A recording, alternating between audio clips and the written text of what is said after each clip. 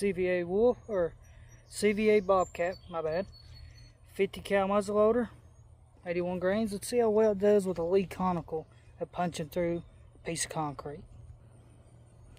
And I'll zoom in on the piece of concrete. Well, no, I won't, because it ain't standing up. Let me go stand it up.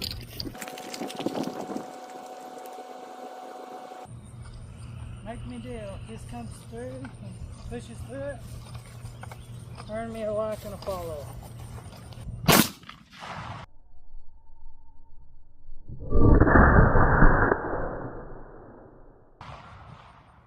Smoked it.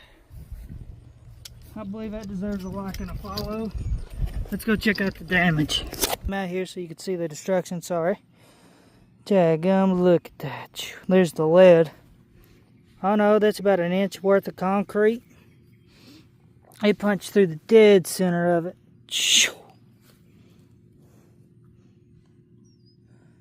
It sent chunks all the way back here. Daggum.